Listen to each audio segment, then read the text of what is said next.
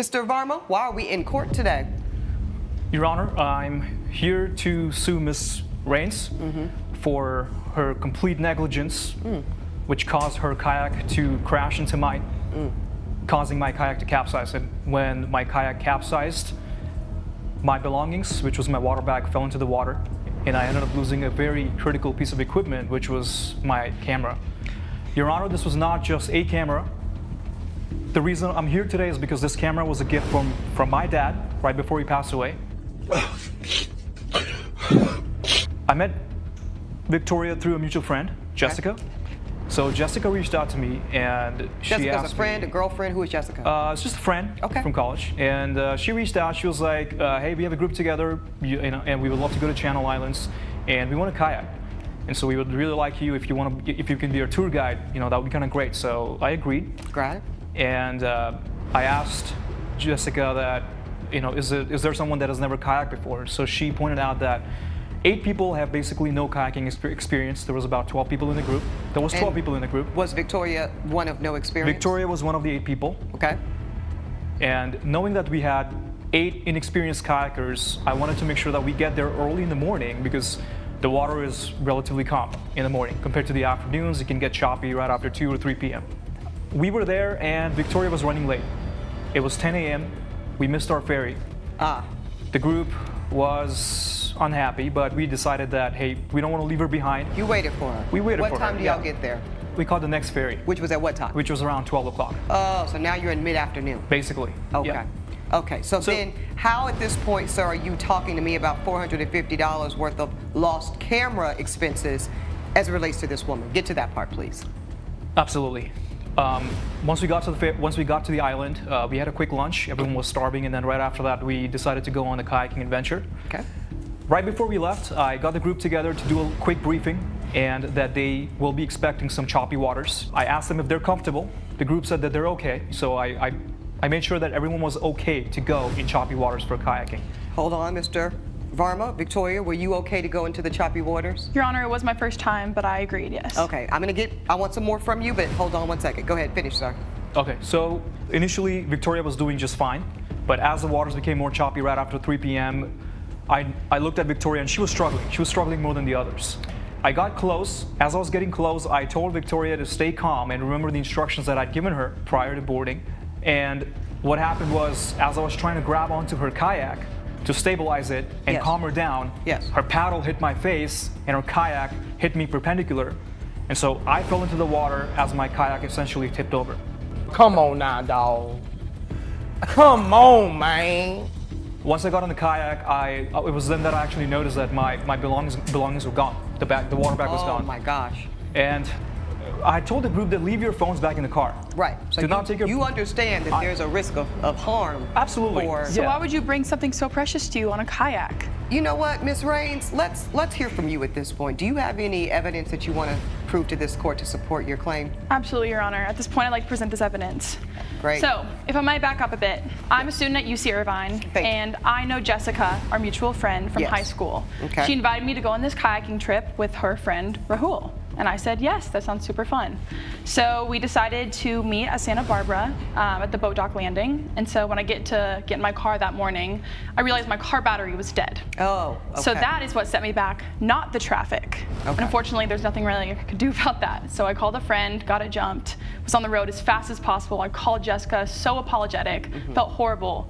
I told them to go on without me if they wanted to, but they waited, super kind of them. Right. So we get to the boat, and I was in such a frenzy because I was running late. I felt bad. I didn't really know anyone on the trip except for Jessica. Sure. And so I forgot to leave my phone in the car.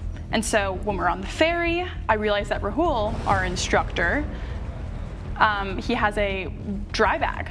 And I asked him, can I please just slip my phone in there?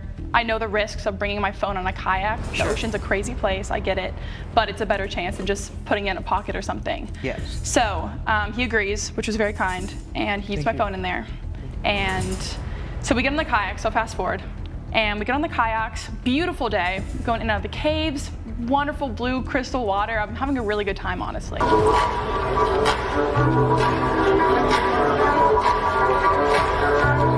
So the afternoon lightens, and it's about 3 p.m., and the water gets a bit choppy.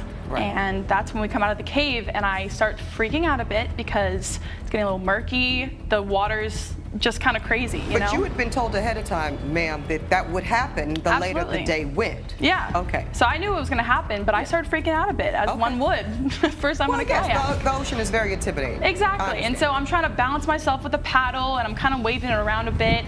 I was trying to get settled and I started getting settled a bit. And then all of a sudden I feel Rahul's hand grabbing my paddle and yanking it towards him. I don't know what he was trying to do, but because he yanked my paddle towards him, I guess trying to stabilize me, the top of my kayak T-boned his. And then next thing I know, I hear a huge splash and he's in the water. Okay, this is where I want to circle back to my set of instructions that were laid out very clearly during the briefing session. Okay. Was when you're in trouble, when you feel like you're about to tip over in the water, as an instructor, wait until I come to you.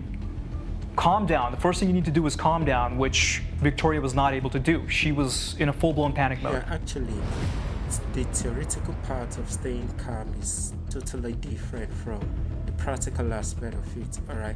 In the face of actual danger, there is every possibility that despite the training, despite the coaching and all of that, a newbie is most likely gonna freak out, all right?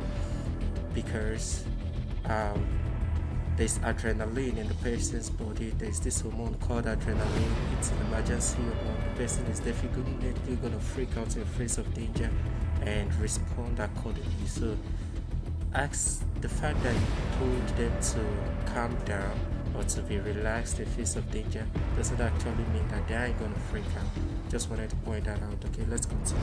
Well, I Number understand two. that, Raul, but here's the thing. I understand the instruction to remain calm, and I understand how that can be the intention.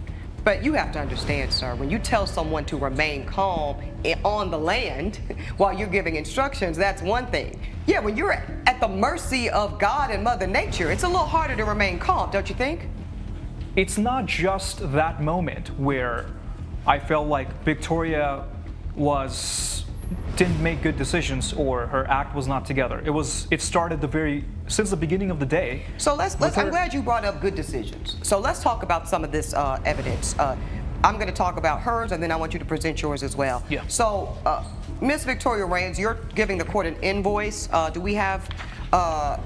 This is you saying that your iPhone that you put in the His dry plaintiff's bag. wet bag obviously was also destroyed That's correct. when he capsized, tipped over, and you won $808.13. So actually, this is to prove that I paid for that myself. I never expected him to pay that So because you paid this bill yourself. Absolutely, Okay. because I knew that having my equipment on the ocean, that's a risk. You understood the inherent risk of that. Absolutely, yeah. Okay. Mr. Varma, please offer up your evidence as well. Here's my evidence. Thank you, Mr. Bailiff. Okay, so you purchased a new vintage camera? I purchased, yes. Okay, but obviously not the one that your father had gifted It's you. not the same one. Yeah. Right, so there's some Something similar. sentimental value Correct, there. yeah. And let's see what we have here. This is you communicating with the defendant. You're saying, hi, Victoria, I got your number from Jessica. Can you please pay me $450? That's the cost of my camera that was lost because of you. Exclamation points, that could be read a little aggressively. You say, I'm devastated over the loss, which you were upset. My father gave me this before he passed away, and you give your Zelle info. You say, no way. You lost my phone too, and I didn't ask you to buy me a new one. If you didn't try to help me, we wouldn't be in this situation. Wait. That's really rude, okay? I believe that ideally, when people are faced with danger, they definitely need help, right? When they're faced with life-threatening situations, they definitely need help. And this guy shows up. That particular statement that she made just now is totally out of it. It shows that she's not even grateful that he showed up. All right. Just wanted to point that out as well. Let's continue. Now, I do find that interesting, Ms. Raines, because some reasonable people might want some help. If they're in the middle of the ocean, they're a first-time Definitely. kayaker. The rough Definitely. water is getting a bit intimidating. As you said at one point during this experience, you were intimidated. And it is this man's responsibility to make sure that you are safely returned Exactly. to the shore side. So I was struggling, obviously. We've been over that. Freaking Yes. out a little bit. But I began to get my bearings at the end, and I was, using my paddle to balance it out. And my paddle was the only source of That is not balance true. I had. Excuse me, I'm talking. You grab my paddle, and all of a sudden, you yank my kayak towards yours. And as the instructor, I feel like your instructions were to not capsize, yet you're the one that fell into the water. Okay, so- I'm not sure how that's my fault. Let's recap here because let me tell you exactly what happened, what played out. She was about to tip over. Her kayak was. So you observed that. I observed her. Her kayak was almost at a 45 degrees angle, and in my best judgment, I felt like there was a good chance that she would be in water within a few seconds. Okay. Okay, you two. I've heard enough. We could be here all day with you two telling I just want to make one. No. What? Did you understand that, sir? Yeah. This court cannot hold this woman accountable for the very understandable and foreseeable risk that that property could be damaged or lost forever once you bring it into the ocean, wet bag or not, sir. I thank and commend you for doing your job. If this young woman was truly in danger, you could have saved her life. And if the only thing that was lost was a camera and a phone, may God help us all. The court finds that this plaintiff's case will be dismissed. That's my ruling. Yeah,